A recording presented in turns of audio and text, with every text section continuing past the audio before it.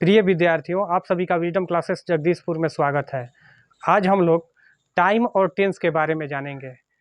उस अंग्रेजी में कैसे अनुवाद करते हैं। टाइम और टेंस।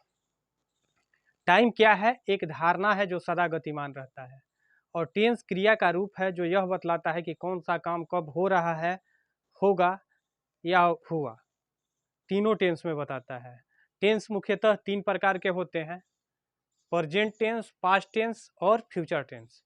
प्रेजेंट टेंस का मतलब होता है वर्तमान काल, पास्ट टेंस का होता है भूतकाल, और फ्यूचर टेंस का मतलब होता है भविष्यत काल। वर्तमान प्रेजेंट टेंस वर्तमान काल, जो कि अभी समय जो चल रहा है यह वर्तमान है। जो बीत गया वो भूत हुआ, पास्ट टेंस। और जो आने वाला है, जैसे कि आज जो अभी जो समय है ये वर्तमान में चल रहा है। आज जो कल बीत चुका है, कल का दिन जो चला गया वो भूत हो गया, और जो कल आएगा वो भविष्यत होगा। तो इसके बारे में हम आगे लिखते हैं। तो टाइम और टेंस के साथ साथ हमें कोई भी सेंटेंस बनाने के लिए सब्जेक्ट, वर्ब और ऑब्जेक्ट की जानकारी होनी जरूरी है। तो सब्जेक्ट किसे कहते हैं? जो शब्द वाक्य के काम को करता है। जो शब्द वाक्य के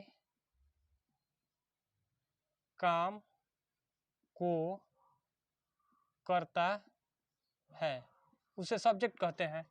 क्रिया जिस शब्द से करने या होने का बोध हो। क्रिया के मूल क्रिया के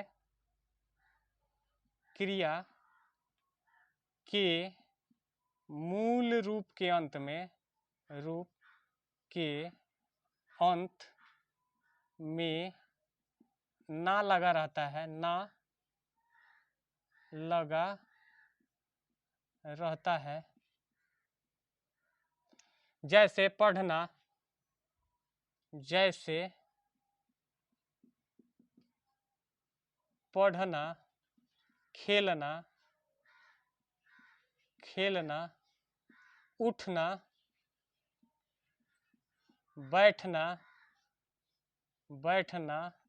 हंसना, रोना इत्यादि, बहुत सारे हैं इत्यादि। तो क्रिया के मूल रूप के अंत में क्या लगा रहता है? ना। जिस शब्द से करने या होने का बोध हो उसे वर्ब कहते हैं, क्रिया कहते हैं। ऑब्जेक्ट जिस शब्द पर कर्ता यानी कि सब्जेक्ट द्वारा किए गए कार्य का फल पड़े, कार्य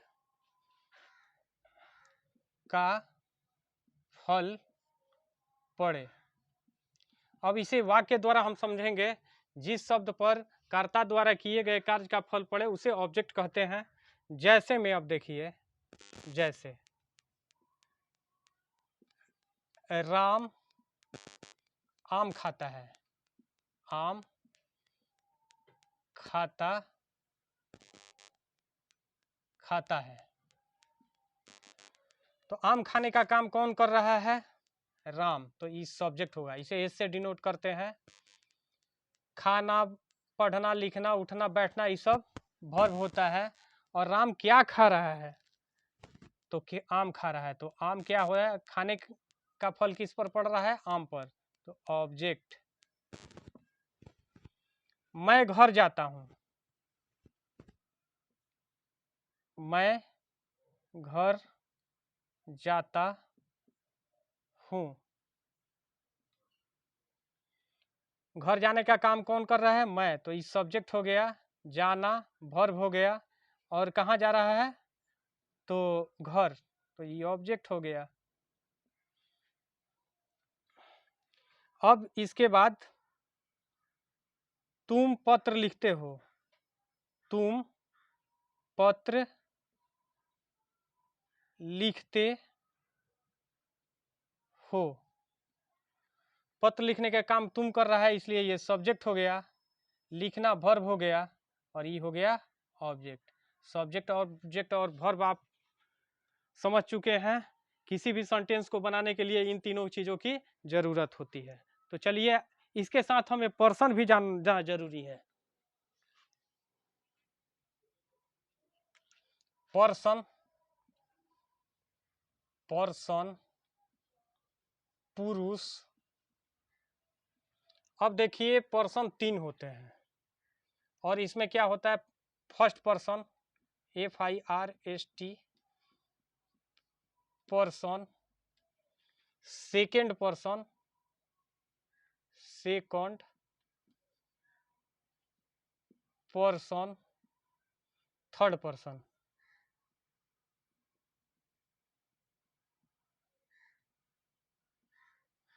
फर्स्ट पर्सन अब इसमें भी होता है सिंगुलर, सिंगुलर एक वचन, गुलर, और प्लूरल। फर्स्ट पर्सन के सिंगुलर में आई होता है, प्लूरल में वी होता है। सेकेंड पर्सन में दोनों के में यू होता है, इसे आप लोग याद रखिएगा। थर्ड पर्सन के सिंगुलर नंबर में ही, सी, ईट, या कोई एक नाम, कोई एक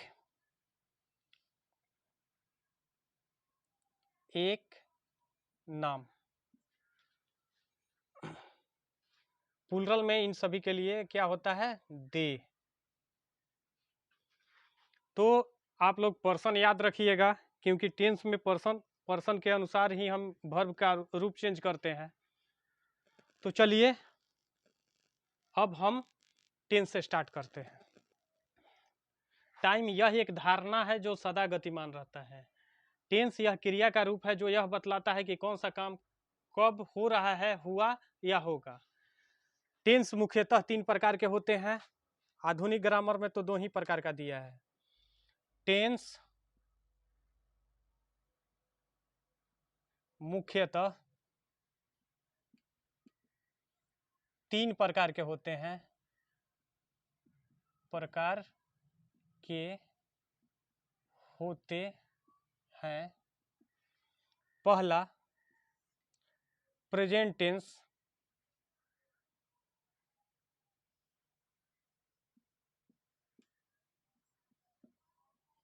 टेंस वर्तमान काल, वर्तमान काल। दूसरा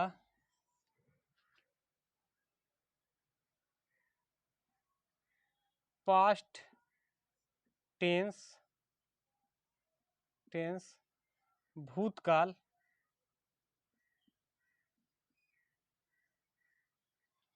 तीसरा फ्यूचर टेंस,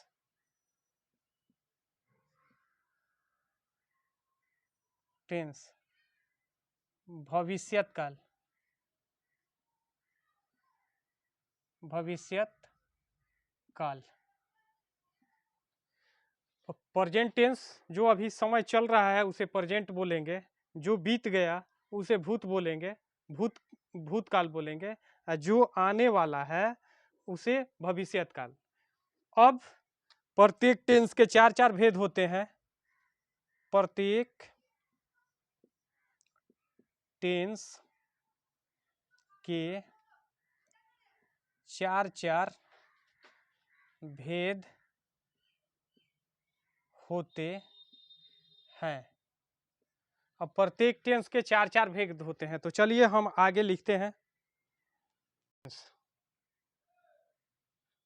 इसके 4 भेद होते हैं, इसके 4 भेद होते हैं। प्रेजेंट टेंस के 4 भेद होते हैं। पहला सिंपल,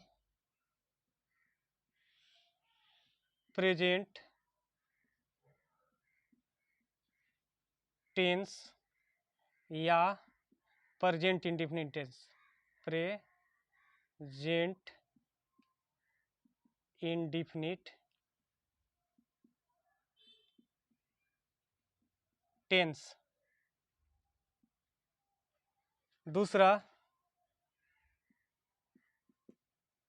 प्रेजेंट कंटिन्यूअस टेंस, जेंट कॉन्टिन्यूअस टेंस। तीसरा present perfect continuous tense, present perfect continuous tense. तीसरा चौथा present perfect tense, present perfect tense. अब present perfect continuous tense, present perfect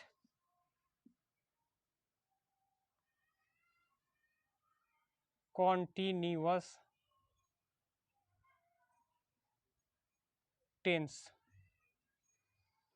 तो चार भेद होते हैं प्रेजेंट टेंस के। आप लोग इसे समझ गए। इसी तरह पास्ट टेंस के भी चार भेद होते हैं।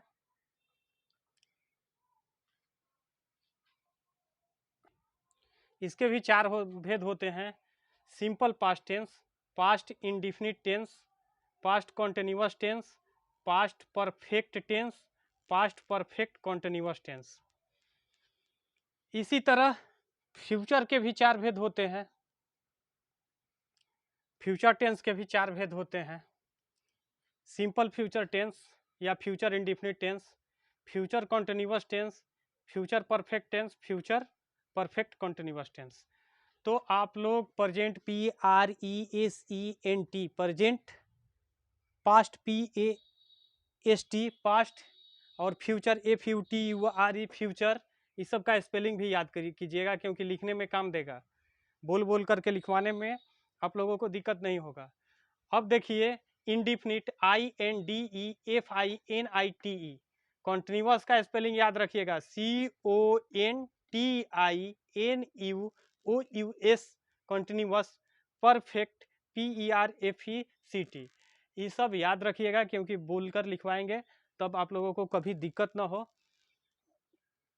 तो इतना हम आज आप लोगों को बता देते हैं।